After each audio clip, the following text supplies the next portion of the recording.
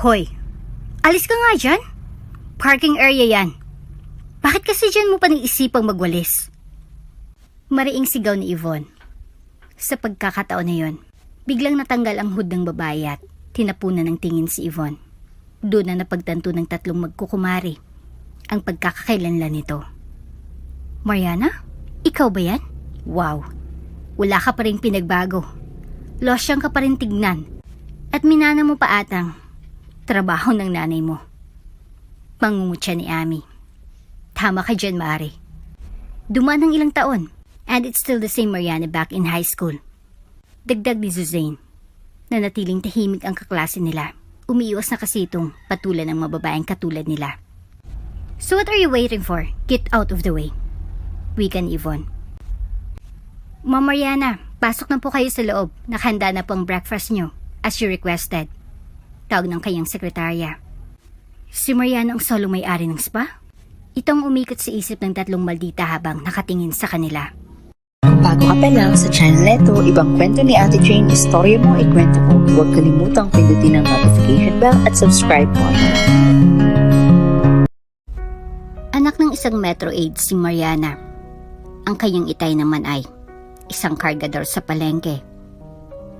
Bagamat nasipag ang mga ito ay hindi para sapat ang kinikita ng mga ito para pag-aralin ng kanilang anak na babae. Sayang, at matalino pa naman ito. Kaya't napilitan na magtiis na mag-aral na lang muna sa National High School sa barangay nila. Anak, kumain ka na ng almusal at baka mahuli ka sa pagpasok. Tawag ni Aling Maria. Sige po, inay. Nagbibihis lang po ako saglit. Sagot nito. Paborito mong niluto ka, anak. Langgonisa at pritong itlog na may kasamang sinigang. Salamat, inay. The best ka po talaga. Alam mo naman na lahat ay gagawin namin ng itay mo. Makatapos ka lang ng pag-aaral. Niyakap ni Mariana si Aling Maria ng mahigpit. Si itay nga po pala. Ay nako, maaga siyang umalis kanina. Ang sabi sa akin ay, marami daw siyang gagawin sa palengke ngayong araw. Ang itay talaga. Baka din naman siya nag-almusal. Oo, ang tigas ng ulo niya. Nagmamadali daw siya at di niya mahintay ang niluluto ko. Uminom lang siya ng kape. Sa palengke na daw siya kakain. Paglalahad ng inay niya. Mamaya niya nagkasakit siya. Pag-aalala ni Mariana. Huwag mo nang alalahanin ang itay mo, anak. Kumain ka na lang ng mabuti at nang may sapat kang lakas sa eskwelahan. Matapos kumain ay naligo na si Mariana sa banyo. Isa itong matatawag na uliran na anak. Mapagmahal sa magulang at ayaw niyang nagpapakapagod ang mga ito masyado sa trabaho. May edad na kasi ang mga ito kaya't napakadali sa kanila ang dapuan ng sakit. Mariana, anak, halika na at sumabay ka na sa akin. Papunta na rin ako ng munisipyo. May seminar kasi kabisabi ng mayor, kaya't maaga na akong papasok. Sabi ng kanyang inay. Andiyan na po, inay. Sagot naman niya. Habang naglalakad ay, nag-usap ang dalawa. May gusto sana akong itanong sa iyo, Mariana. Ano po yun? Okay lang ba sa iyo ang mag-aral sa isang private school? Ho? Nabiglang sagot nito. Oo.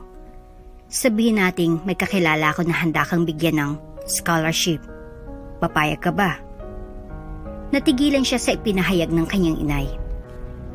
Private school? Mayayaman lang ang nag-aaral dun. Saka mga sosyal sila. Bulong niya sa kanyang isipan. Depende po, inay, kung saang private school. Wika niya. Kung sa Santa Catalina College. Di ba mga anak mayaman po na ang mga magulang may sinasabi sa lipunan ng pumapasok po doon? Tama ka, anak. Doon kasi ang napili ng benefactor mo. Matanong ko lang po, sino po ba itong taong ito? Baka kasi may hingin siyang kapalit sa inyo sa pagbibigay niya ng scholarship sa akin. Usisa ni Mariana. Dati ko siyang kaklase nung high school. Umasenso na kasi ito sa buhay. Nag-asawa siya pero di sila pinalit na magkaanak. Paglalahad ni Aling Maria. Nang maikwento ko sa kanyang tungkol sa'yo, hindi siya nag-atubili na mag-offer na tulungan kami sa pagpapaaral sa'yo. Hindi ba nabanggit mo sa akin dati anak na gusto mong maging businesswoman balang araw? Dagdag ni Aling Maria. Opo, mas madali po kasing umasenso ang kabuhayan natin kapag ay sarili negosyo tayo, inay. Pangangatwiran niya. At paano